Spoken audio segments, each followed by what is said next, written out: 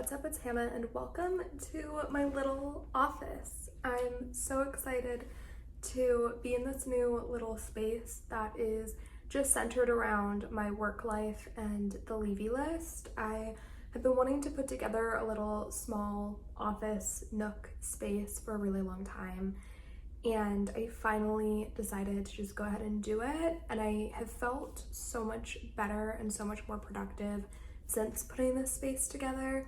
So I wanted to share it with you today because it's kind of like the Levy list headquarters. It's where I am working on Substack and YouTube and Instagram and all the different things and coming up with all my ideas. And then it's also where I do my job. I don't think I've shared a lot about my job on here, but I am a virtual executive assistant. So I work with my boss through her businesses and sort of just manage things, do organization, filing, phone calls, you name it, I do it, that kind of thing. So I also work from the space during the day every day for my full-time job. So it's a really great little dynamic space and I am so happy about how it turned out.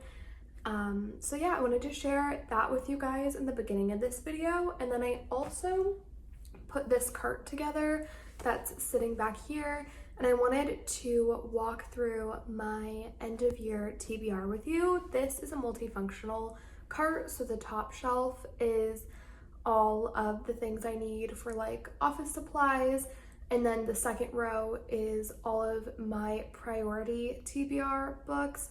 And then the third row is a little bit more office supplies and the books I hope to get to this year, but they aren't like priority TBR, which is really fun because I have never really had like a designated TBR space before, but it actually has been helping me really get through books that I want to read, not even get through. It's been helping me like really pick out books I want to read and haven't gotten around to yet. And also helping me slow down a little bit. That's a big goal for me for reading through the end of the year, is slowing down, annotating, and I've been doing that this whole year and it's felt so good. So I just want to keep really practicing that, and I am so excited to have this little space.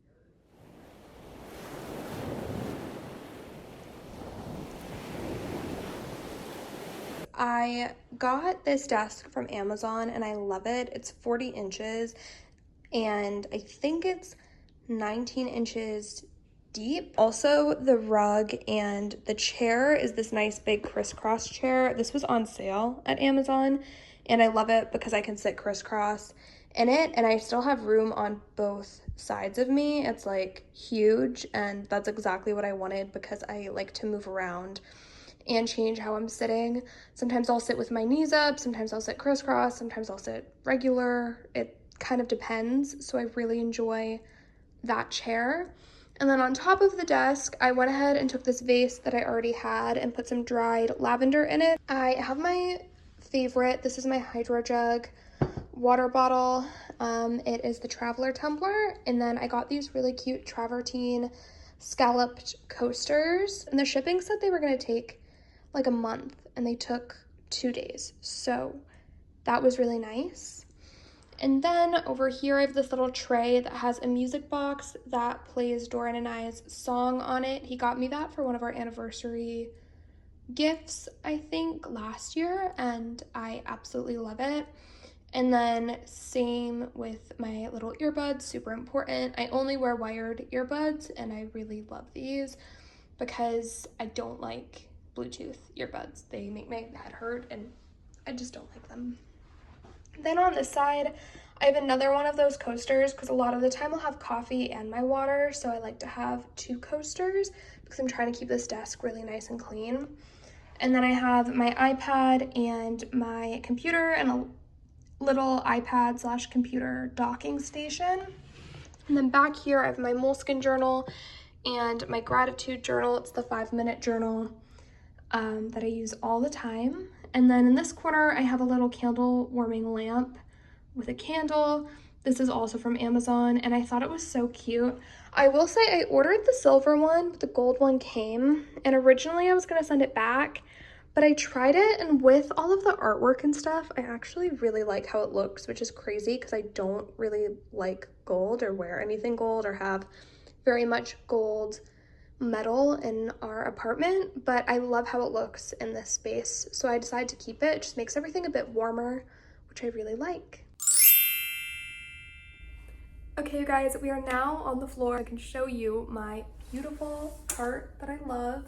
I've seen so many people with carts like these over the years, and I knew I wanted something similar for this space so it would be convenient, but I didn't want it to be just a TBR cart because honestly, I don't have enough books on my TBR for that, that I physically own, and also I'm not buying new ones right now. But beyond all of that, I also just like needed desk storage. So I got this little 3-tiered cart, but it's more narrow than most carts, and I really like that because with my big like crisscross chair, I can't have like a bigger cart or it won't fit right. So that is why I went with this, and we're just gonna go top to bottom what's on it. The first thing I have is my current read. This is Moby Dick by Herman Melville. I am reading and annotating this, so I also have my handy dandy pen. I can't believe I just said handy dandy. We're gonna leave it in. This is the Papermate Inkjoy. This is my favorite pen of all time. As you can see, I have a ton of them. We'll actually pull that out next. These are all of my rainbow pens. I write a lot, I journal, I annotate, and I am constantly running through pens. I don't ever pick up a new pen until I've run out of the last one. So I have a ton, and I do run through these. Usually I would say maybe once every few weeks I run through a pen completely, and it just sort of, I just go on this cycle. So I keep extras. Also, if anyone else is over or if Dora needs a pen or whatever, I have them. So I have a bunch of those, and then I have extras of the black ones in case I need a new black pen. And then also up here I have a bookmark. This is from Arundel Castle in Sussex, and I studied abroad in London. I went to Sussex probably the second or third weekend, and when I was there I got this bookmark and I love it, so I keep it even though I usually dog ear my pages. If I'm borrowing a book from someone else, or if for some reason I'm trying to keep that book super like put together and nice, I'll use a bookmark, or if I'm just feeling it, I'll use one, but I don't use them very often, so I just have one in case. Next, I have Post-it notes. I have a bunch of them. I love Post-its. They're really helpful for writing notes when I'm working, sticking them in my planner, which I will show you in a second. And then I also have my highlighters up here. So I wanted to show you guys how I keep myself organized because I am a virtual assistant, so I work from home. And I have 2 planners. These are both Erin Condren planners. This one is my work planner. I wrote work planner on it. And I'll show you some blank pages. So every week, this is like an example of February, I have all of the individual days on this side, and then priorities, habits, to-dos, and notes on the other side. And each week I fill all of this in and keep track of everything I'm doing for work that way, and then I color code it with my highlighters, and then I have a sticky note for the week I'm currently on. But that's super helpful for work. And then I have my personal planner. This one gets a lot more beat up because I'm constantly writing in this, and I get really personal in here, so I don't think I'm going to show you guys an example of an actual week. I do, here, I'll show you guys. This is a random week in July that I ended up not filling out my planner, so I guess I can't show you this. This is kind of how I fill it out. Usually this is full. This is a week that I ended up, I think, yeah, this is a week I ended up getting sick, so I just didn't do it. But usually I have what I'm reading, what I'm working, and then all the color-coded areas mean different things, and I switch between this color palette and then a blue and green color palette depending on the week. So it's like every other week I switch between them, and that's how I keep that section organized. And then also at the beginning of every month I have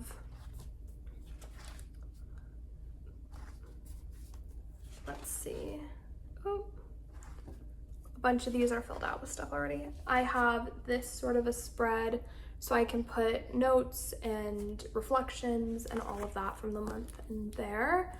And I love both of these planners. I use both of them pretty much, again, unless I'm sick, every single day. And I keep myself really organized because that is how my brain feels best. So I love that, and that is the top shelf of my cart. Okay guys, I'm back. My camera ran out of storage yesterday, so I didn't get to finish filming, so we're gonna do it now. But we are onto the second tier of the TBR cart, which is my actual primary TBR for the end of the year.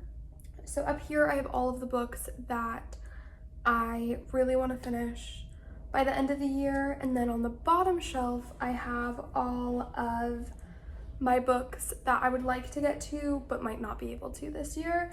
And then I also down here also have my Polaroid camera and my microphone for filming and a bunch of these little wire holders for my desk and extra coasters, so there's no reason for me to like show you guys all that. It's not very exciting. But as for my end of year TBR, that is very exciting. I have two little books here. This is Patti Smith Devotion. This is part of the Why I Write series by Yale. And then this is George Orwell's essay, Why I Write. And this essay I've read several times before, along with Joan Didion's Why I Write essay that's based on this one. I absolutely love Why I Write. It is an incredible essay, and I've had to write one myself for school. My Nemesis by Charmaine Craig, and I believe that this is about a writer and a philosopher. Yep, according to the synopsis. An immersive and searing story of envy, seduction, and power. And that just sounds really interesting to me. I'm gonna be so honest.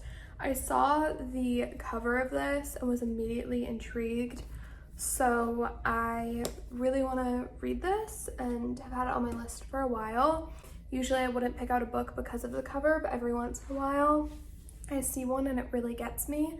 And those are always the most unique because they're usually books that I haven't heard of before and I'm really just diving into for fun. And I'm really excited about that. Book that I've been meaning to read forever. This is A Certain Hunger by Chelsea G. Summers. And for some reason I thought I had read this, but I don't think I did. I must have read something else by Summers maybe, because I'm not sure why I thought I read this, but I'm very excited to read it. My grandmother asked me to tell you she's sorry by Frederick Bachman. This year I read My Friends by Frederick Bachman, and I can't believe I couldn't remember the title. I'm really tired. We have kind of a long day today. I'm only 1 cup of coffee in, and it's a really good productive day, but I'm just a little out of it. So anyway, I read My Friends by Frederick Bachman and loved it. I think I gave it either 4.75 or 5 stars. It's one of the best books I've read this year. And I saw this and hadn't heard anything about it. So I decided to pick this one up next because I want to read his more popular books at some point. But honestly, like, of all of them, this one spoke to me most. Really love stories that have elderly people in them. I think that it's really wonderful to have that kind of representation in books, and I had a very, very close relationship, have a close relationship with one of my grandmothers, and had an extremely close relationship with one of my grandmothers that's passed away. So I'm really curious. And yeah. The Fury by Alex Michaelides. He also wrote The Silent Patient, and do I have the pronouns right for this? Hold on. Yes.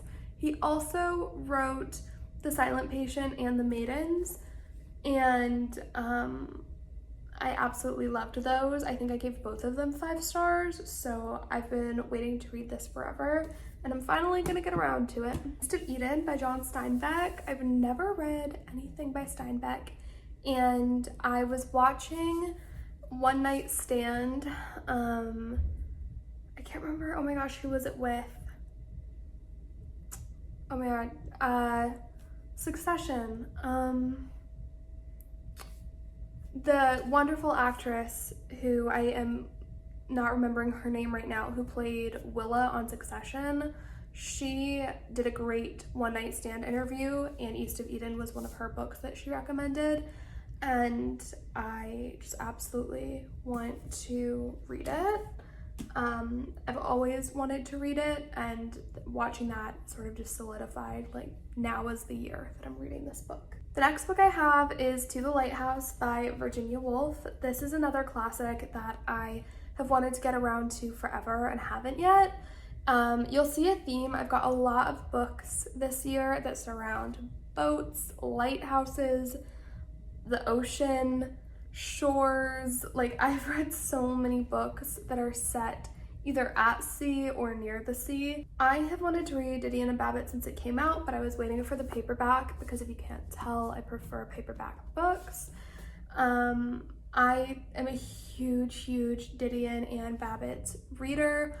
I will say that I don't find them to be as comparable in terms of their writing style, which I think is kind of the whole point, is they are two very different women who have kind of been sort of webbed together in this way that maybe doesn't allow them to stand alone and both be recognized for their voices as equals. But I am very interested to read this. Personally, I've read more Didion than I have Babbitt's, but I quite enjoy both of them. And yeah, and also just look at these great photos of them. How chic and iconic. I love it. Next on my list is All Fours by Miranda July. This is another one that I've had so many people recommend me. I was at a dinner party a while back and someone told me that this was their favorite book of the year. Next is another book about the shore and the ocean and all those things. This is Clear by Carice Davies. I believe I saw Sarah Jessica Parker talking about it, and that was the first time I had heard anyone talk about this book, and I just knew that I wanted to read it.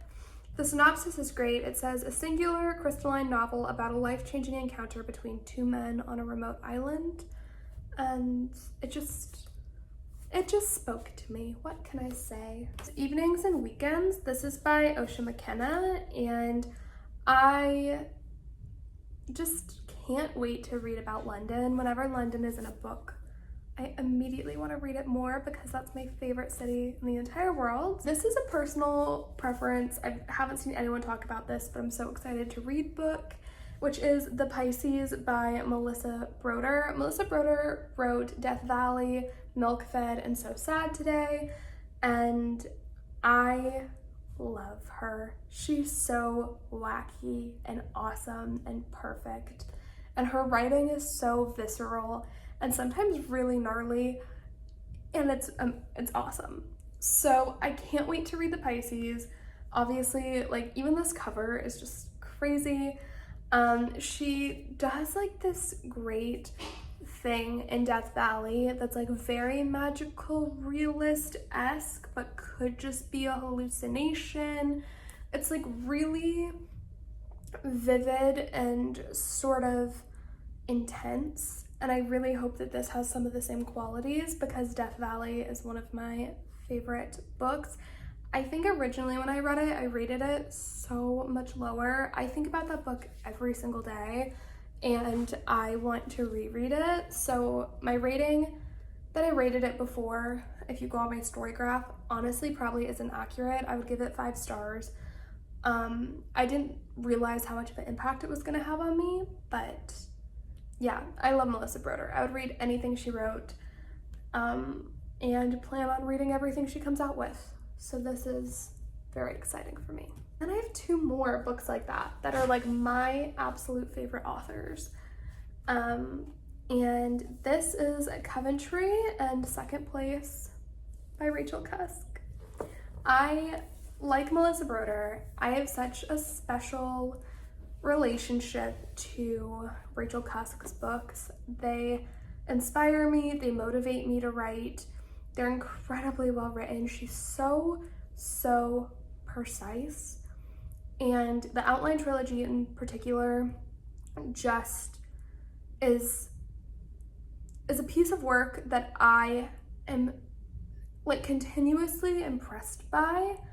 It is the most interesting trilogy I've ever read because I have not read a lot of literary fiction trilogies. I've read several trilogies that are fantasy or romance or whatever, or series beyond that, but I've never really read such like a poignant, well executed literary fiction trilogy, and I recommend that trilogy to everybody all the time. And yeah, these will be my 5th and 6th Rachel Cusk book. I plan on reading all of them, and I'm so excited. The last book on my priority TBR is Wild Dark Shore by Charlotte McConaughey. Shouldn't come as a shock to anyone. This is definitely right up my alley, and I'm so excited to read this book. I've heard such good things about it. This is about a family that lives on an island off of Antarctica, and a woman washes ashore. I believe her name is Rowan, and sort of things unfold from there. They think that maybe she's what they need based on the synopsis that I did refresh my memory on, by the way. So this is coming out of the book. But turns out maybe she's not what they need. So I'm curious to see if we can figure out how many books I've read this year that have imagery of water, like rocky water on the cover. That would be awesome because it's way more than normal, and I can't wait. This is someone that I'm going to be reading really soon. I don't know how I'll feel about doing it right after Moby Dick. I might need like a little palate cleanser in between, but yes, this is the last book on my priority TBR.